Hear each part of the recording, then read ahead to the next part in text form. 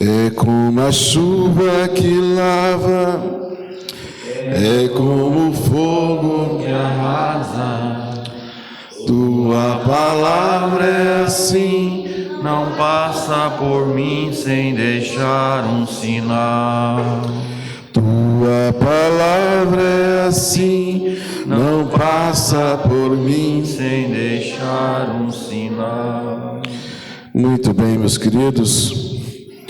Hoje celebramos, nesse 19º domingo do tempo comum, Dia dos Pais. Eu queria dar uma palavrinha sobre isso já no início, e depois nós adentramos um pouco as leituras que nós temos hoje, a liturgia que a igreja nos oferece, não é? Sabe que nós usamos a palavra Pai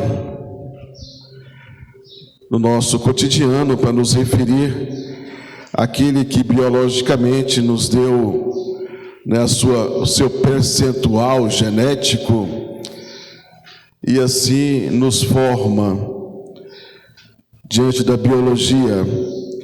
Mas pai também se refere àquele cuidado da parte masculina da nossa família, não é? Onde nos ensina algo prático da nossa vida e nos deixa como que uma herança também na nossa criação e no nosso jeito de lidar com as coisas.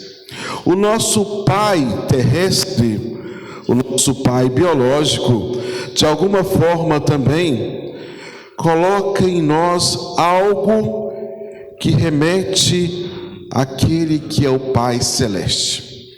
O nosso entendimento de Deus como Pai passa pelo conceito que nós temos do nosso pai biológico aqui na terra. Então, quando nós vemos Pai, que é Deus, o Criador, como este ser que cuida, que tem um carinho para com todos nós, é reflexo da nossa identidade que nós temos com o nosso pai biológico aqui na terra. Tanto é que tem tantas pessoas que têm dificuldade até em chamar Deus de Pai, porque ele não tem uma boa convivência com seu pai aqui na terra. E até mesmo São Francisco de Assis, se vocês conhecem a história dele, vocês vão ver nos seus escritos, nas suas orações, uma dificuldade enorme que ele tem de chamar Deus de Pai. Tanto é que no trato que ele tem com Deus, por muitas vezes, ele entende Deus como mãe, como amor de mãe, não é? Então nós que somos pais, nós temos essa referência, temos que ter esse cuidado, não é? De sermos zelosos por esse primor de pai, para que possamos conduzir os nossos filhos, para que eles entendam esse valor terreno, para que ao buscarem um Pai que é celeste, eles possam ter essa base. Olha o que eu estou cobrando de vocês, não é? Que são pais. E mães, ensinem, às vezes precisa até ensinar os pais a serem pais hoje em dia, não é? Porque é preciso dessa relação terrestre, biológica, para a gente consiga conceituar o que é um Pai celeste, não é? Na nossa relação humana de filho e pai, a gente consegue compreender melhor a nossa relação de filho amado com Deus amado, né? Esses dias eu estava ouvindo uma pregação daquele ator, né? Acho que é Juliano Casarré, alguma coisa assim. E ele dizia algo que por vezes eu nunca me atentei. Ele dizia que os homens, pais, não deveriam ter vergonha de se ajoelhar e rezar e ter piedade diante dos seus filhos, para que eles sejam exemplos, não é? Exemplos de homens que rezam, de homens piedosos que buscam a Deus, porque esse exemplo fica marcado no inconsciente de nossos filhos, não é? Que por vezes os homens não são pessoas de oração, não são pessoas rezantes, né? Não estou falando vocês, né, que estão aqui, pequeno rebanho, não é? Que são pessoas orantes, mas por vezes Os homens não são assim. As mulheres, na sua maioria das vezes, são pessoas mais orantes, não é? Mas os homens não deveriam ter esse receio, essa vergonha, porque eles impactam os seus filhos neste ponto de serem pessoas piedosas, orantes, não é? Um pai que reza, que puxa um terço, deixa uma marca na vida dos seus filhos, na vida dos seus filhos. Então, só esse recado, não é? Esse pequeno adendozinho. Vamos para a liturgia de hoje. Sabe, a liturgia de hoje tem muitos elementos, não é? Nós vemos os textos que nos foram propostos hoje, mas uma coisa que permeia toda a liturgia de hoje, eu diria que seria a esperança, a fé, não é? E se nós pensarmos num contexto como consequência da fé e da esperança, nós poderíamos fechar, não é? Essas virtudes teologais que a fé, a esperança e a caridade. A primeira leitura de hoje nos traz um texto do livro da Sabedoria, e esse livro é o mais recente do Antigo Testamento. Ele é do século I antes de Cristo, não é? É um dos textos que não estão presentes na Bíblia dos nossos irmãos protestantes, não é? Mas esse texto fala de uma esperança que permeou o povo hebreu quando eles eram cativos lá no Egito. Fala do dia, da noite da libertação, não é? E aqueles que esperavam, olha, aqueles que esperavam, que acreditaram, que tiveram fé naquilo que foi anunciado, porque foi anunciado a eles, olha, tal dia, tal noite, será o dia da libertação do povo de Israel. Dia da libertação do povo do Egito. Foi predito, não é? Moisés anunciou a eles e falou até do sinal que eles deveriam fazer na última praga que se teve, não é? Que era quando o anjo da morte passou e todos deveriam pegar o sangue do cordeiro e passar no umbral, no portal das portas, não é? Para que quando o anjo da morte passasse, ele não adentrasse aquelas casas marcadas, e daquele cordeiro deveriam ser consumidos naquela noite. Então, já se sabia o dia, já foi predito. Aqueles que esperaram e acreditaram estavam de prontidão, fizeram seus sacrifícios. Esperança, não é? Sabe, aquele povo era um povo cativo no Egito. Muitos já tinham até acostumado com o sofrimento, com a dor, com a servidão. Não era uma coisa fácil sair daquele estado, não é? Sair daquela situação.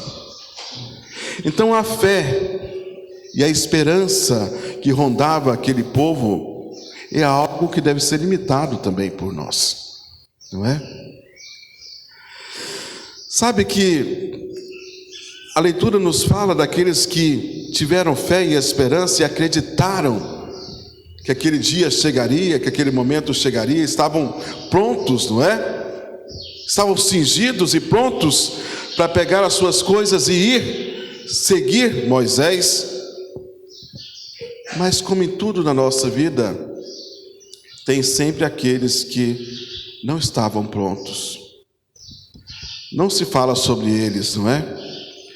Mas sempre há aquele percentual de pessoas que não acredita, que não tem fé.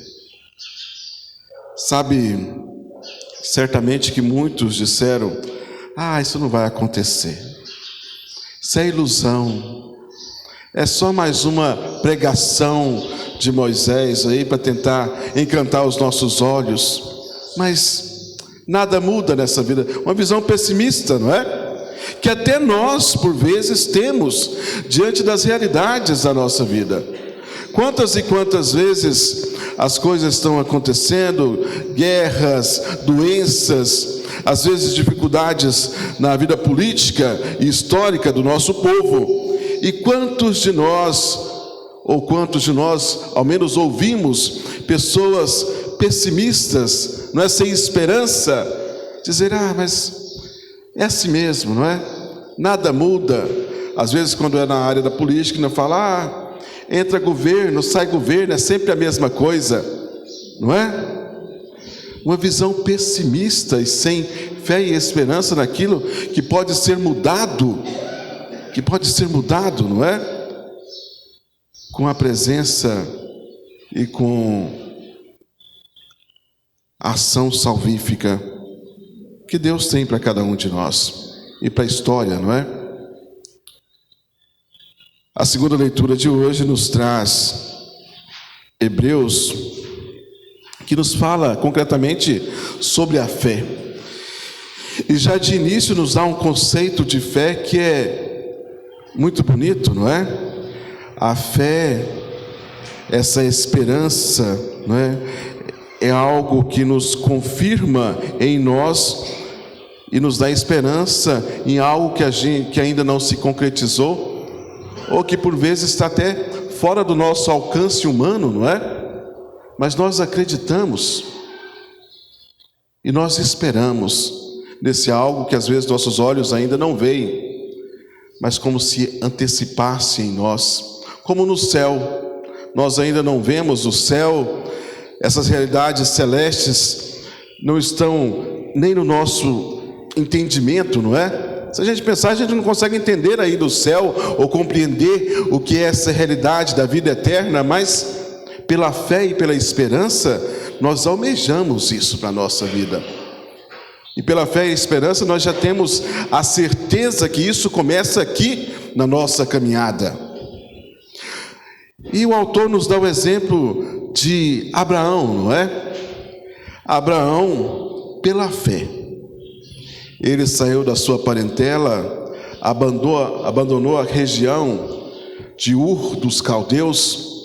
Ele que era politeísta a princípio, não é? Acreditava, e naquela região se acreditava em vários deuses, mas a partir da revelação que ele teve com Deus único, ele, a partir daquele momento, seguiu somente a esse Deus verdadeiro. Saiu da sua parentela, foi para uma terra distante, acreditando e confiando, não é? Numa promessa que por vezes parecia até descabida.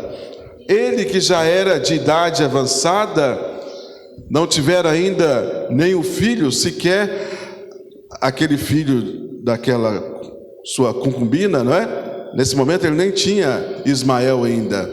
Mas veja, mesmo assim, ele confiou, acreditou, teve esperança para abandonar tudo, não é? E ir, seguir, fazer a vontade de Deus na sua vida. Um grande exemplo para cada um de nós, não é? Nós, por vezes, não temos essa coragem de abandonar aquilo que nós achamos que é importante ou valoroso em prol da vontade de Deus na nossa vida. E tenhamos cuidado para isso, para a gente não se iludir, não é? Tem que ter o discernimento certo para ver o que é realmente vontade de Deus ou apenas um capricho ou vaidade da nossa parte, não é? Mas a fé, a esperança, nos almeja algo que por vezes nós vislumbramos de longe,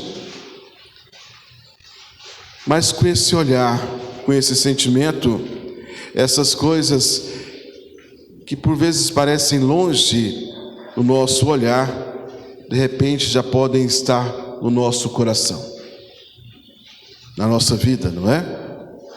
Essas realidades que por vezes ainda se concretizarão de maneira plena na eternidade, nós já podemos antecipá-las em nós, no nosso jeito de ser, no nosso jeito de agir.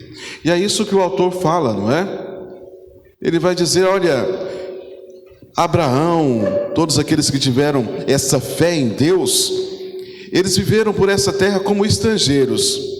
Mesmo que Abraão tenha abandonado tudo e fosse para aquela terra prometida, mesmo assim, ele esperava no Senhor como alguém que espera a terra,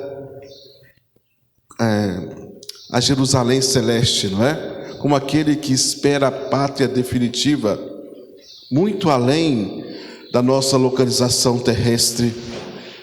Como se nós fôssemos passageiros aqui, ou apenas peregrinos, rumo à nossa casa definitiva, que é o céu. Que é o céu, não é? A nossa herança. O Evangelho de hoje nos traz muitos elementos.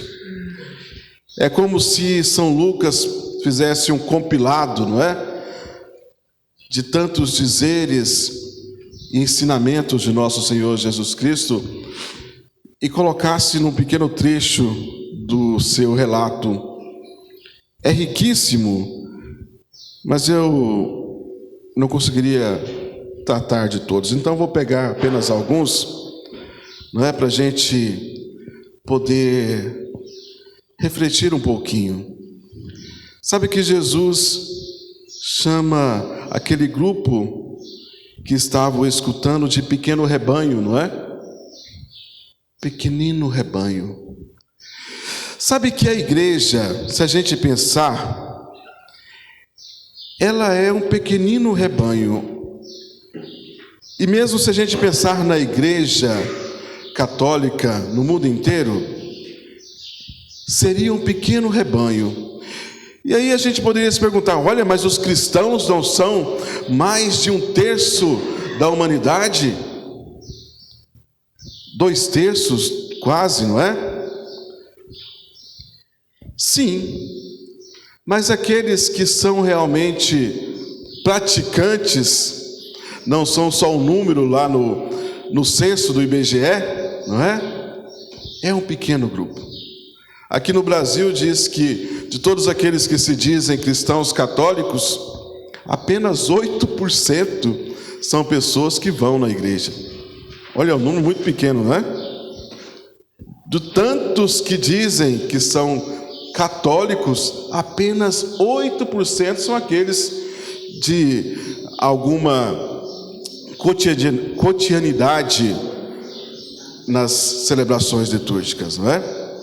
Então somos um pequeno rebanho diante da multidão, né, de pessoas que existe nesse mundo. Mas a nós, pequeno rebanho, é dada uma responsabilidade muito grande de sermos farol, de iluminarmos, de sermos referência para todo esse restante que é também povo de Deus, não é? Que é também amados por Deus, que são também amados por Deus. Deus quer salvar a todos, não é? E por isso Ele vai usar desse pequeno rebanho que somos nós, para chegarmos a tantos e tantos outros que não vêm à igreja, que não são assíduos nas coisas de Deus. Temos essa responsabilidade diante do mundo. E aí esse pequeno rebanho que somos nós, olha, somos nós, vai ser cobrado um pouquinho mais, não é? Cobrado que nós tenhamos responsabilidade nas nossas ações, que sejamos precavidos, que sejamos vigilantes, que almejemos as coisas de Deus. E aí vem essa primeira parte, né, que Jesus vai dizer, olha, vendei os seus bens, dai esmolas,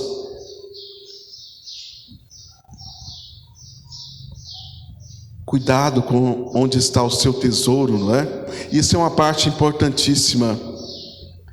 Sabe que tesouro, muitas vezes a gente imagina já aquele pote ou aquele baú cheio de moedas, não é? Ou cheio de din-din.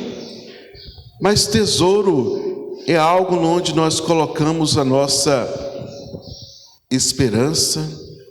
Um tesouro é onde nós colocamos a nossa força. Um tesouro é onde a gente deposita a nossa fé. Se isso para nós é dinheiro, aquele tesouro é dinheiro. Se isso para nós, às vezes, é o nosso conhecimento, se é aquilo que a gente acha que nós somos pela nossa própria capacidade, aquilo ali é o nosso tesouro, é onde nós colocamos a nossa fé, não é?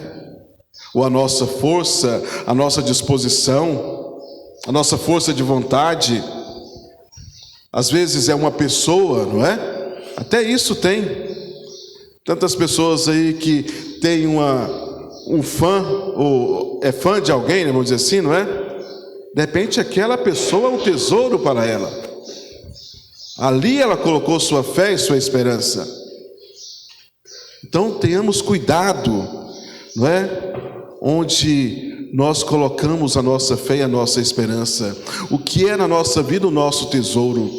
Isso é um grande questionamento que nós devemos fazer a cada dia. Porque por vezes nossas bocas proclamam, não é? O Senhor é o nosso Rei, Deus é tudo na nossa vida, mas de repente o nosso tesouro é outra coisa, ou outro alguém. A gente tem que fazer essa leitura na nossa vida sempre, não é? Porque aquilo ali que me leva a buscar outra coisa que não é Deus, de repente já é o meu tesouro e já é o Deus da minha vida.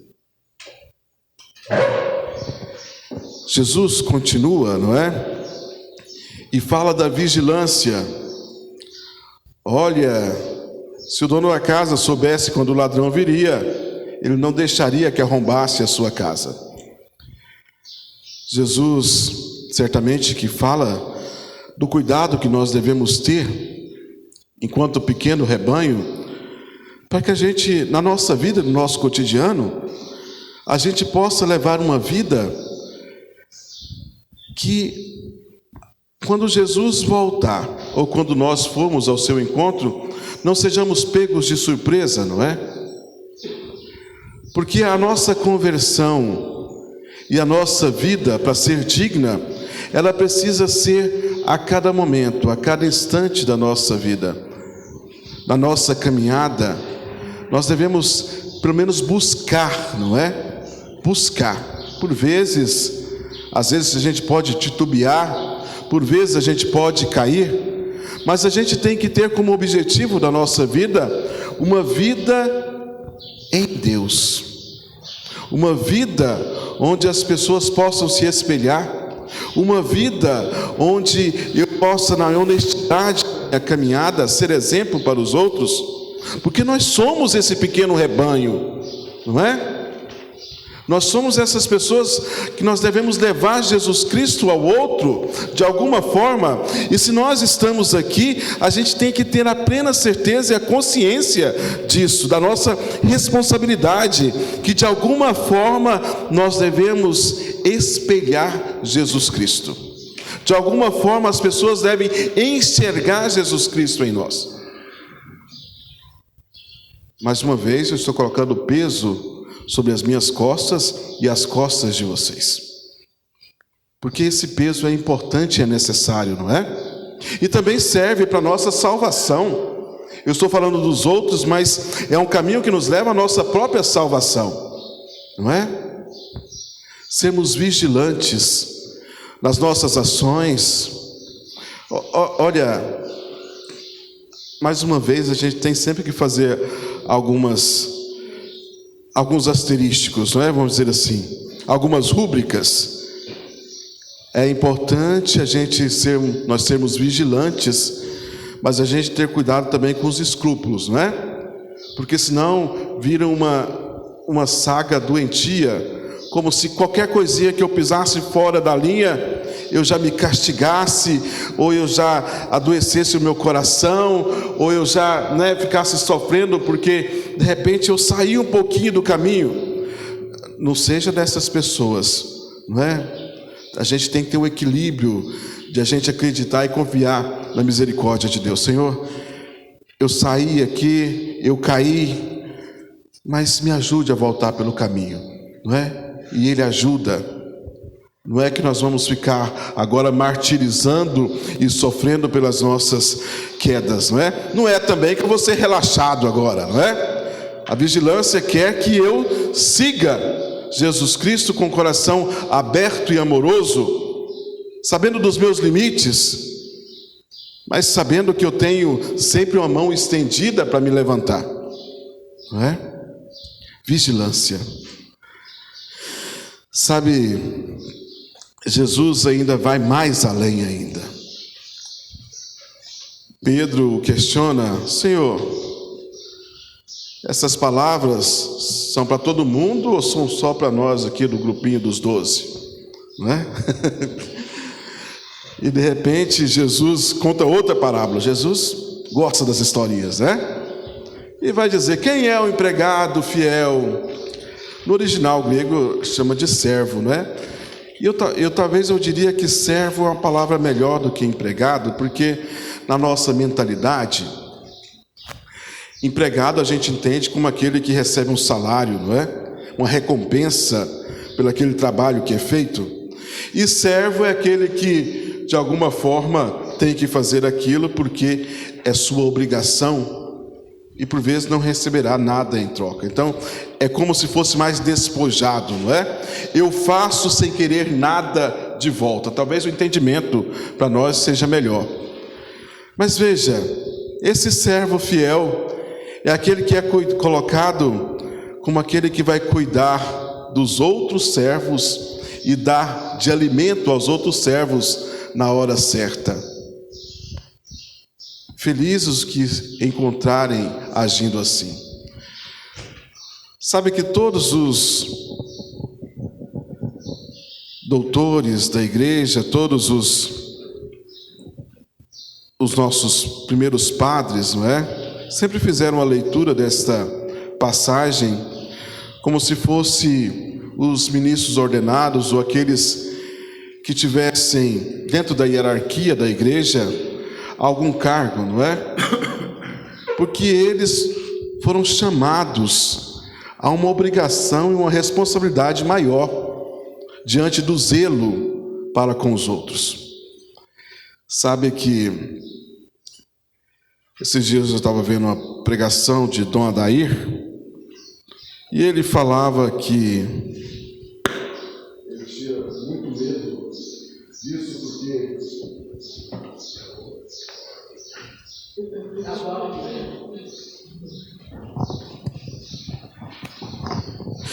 porque dos padres e dos bispos seriam cobrados mais, não é? E ele até disse, em certo ponto, que ele estava lendo um escrito de Santa Catarina de Sena, onde ela tinha uma revelação, onde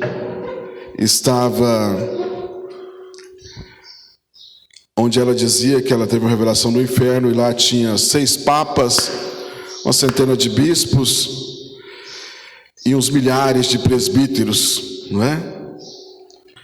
Eu pensei já comigo mesmo, ainda bem que ela não falou nada dos diáconos, né? Mas aquelas pessoas que têm algum cargo, não é? E não é só os ministros ordenados, ministros extraordinários da comunhão, da palavra, aquelas pessoas que tomam a frente da igreja de alguma forma, não é? Pais e mães, todas essas pessoas, de alguma forma, têm um pastoreio maior sobre as outras pessoas, têm a função de dar esse alimento, não é? Seja ele físico ou espiritual, ou seja, tem esse cuidado para com o outro, então há uma responsabilidade maior sobre esses, não é? E aí Jesus vai dizer até de forma mais categórica, não é? Olha, aqueles que exercerem mais responsabilidade, eles serão mais cobrados. E ele vai usar até o chicote como exemplo, não é? Aquele que errou mais e que sabia da vontade de Deus e assim não o fez, da vontade do seu Senhor e assim não o fez, olha, esse será mais chicoteado. Não é que o outro não será, não é? Mas ele será mais. A cobrança será maior naqueles que sabem a vontade de Deus e não fazem. Quer dizer, meus queridos, mais uma vez eu colocando peso sobre vocês e também sobre mim, somos nós. Nós sabemos a vontade de Deus, sabemos o querer de Deus, sabemos o que Deus quer para a nossa vida, pelo menos no básico, não é? Às vezes aquelas coisas mais específicas de uma missão, não é? De algo para a nossa vida, talvez ainda não nos foi revelado. Mas essa bondade que deve permear a nossa vida, esse jeito de fazer as coisas para que sejamos exemplos para com os outros, de testemunhar Jesus Cristo, isso nós já sabemos, sim ou não? Sim, não é? Então, se nós não fazemos, olha, chicote. Se nós não o fazemos, cuidado, não é? Porque mais uma vez, se nós não formos vigilantes, nós não sabemos o dia de amanhã. Aí nós nos lembramos da leitura passada, não é? Domingo passado, quando Jesus contava aquela outra historinha do rico fazendeiro, não é? Que teve uma grande colheita e disse: agora vou aproveitar, né?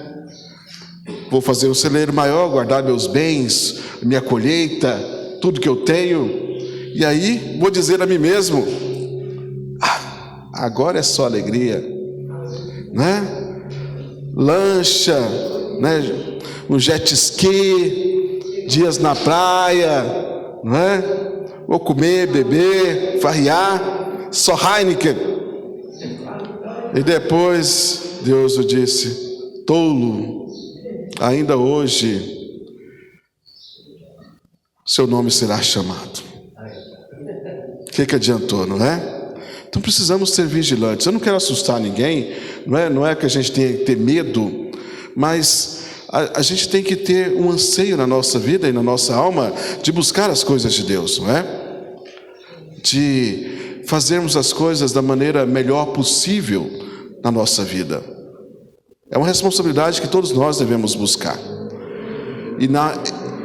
E olha só, nesse mundo que nos oferece tantas coisas, aos nossos filhos, às nossas famílias, e coisas que não são boas, não é? Nós devemos ser essa luz, esse farol, esse pequeno rebanho, para tentarmos, não é, com o nosso exemplo, levar Jesus Cristo. Levar Jesus Cristo. Vamos pensar sobre isso. Amém? Louvado seja o nosso Senhor Jesus Cristo.